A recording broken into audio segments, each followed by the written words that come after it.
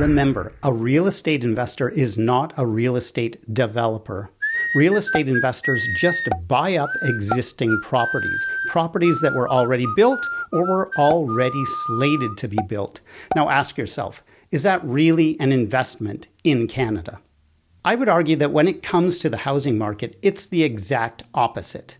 You see, in Canada, approximately 30% of all housing purchases are made by investors. Most of these investors don't even need to save up the cash for a down payment. They can just leverage the equity they already have in existing properties. On the other hand, working people are limited to the down payment they can actually save. And they have to save up that down payment in a real estate market where rent often absorbs more than 30% of their income. What makes matters worse is, even if an actual working Canadian manages to beat out investors in order to buy a home, they're buying that property at easily twice the cost that it would have been without investor interference in the market. Let me explain. In July of 2024, the median household income in Canada was about $73,000.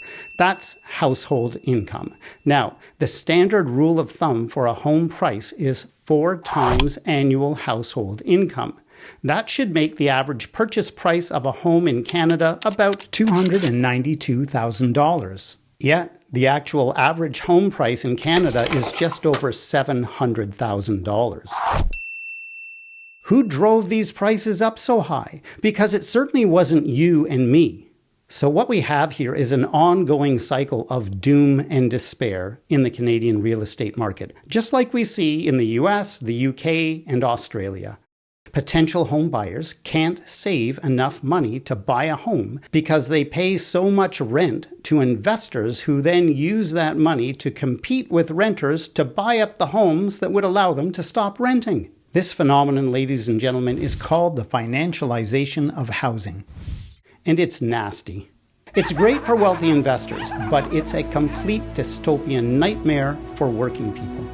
Now, a little known fact, and one that I will never stop repeating, is that Canada's housing crisis actually started in 2002, when housing prices started to rise rapidly with the financialization of Canadian residential real estate. It grew under the Harper Conservative government for almost 10 years, as more and more investors from all over the world bought up Canadian homes. The skyrocketing prices of homes in Canada and the outrageous disconnect between home values and domestic incomes was more than enough to tell anyone that domestic demand was not the driving force behind these outrageous home prices. However, if that wasn't enough to clarify the cause of these nutty real estate prices, any remaining doubt was settled in 2022, when the Liberal government passed the Prohibition on the Purchase of Residential Property by Non-Canadians Act.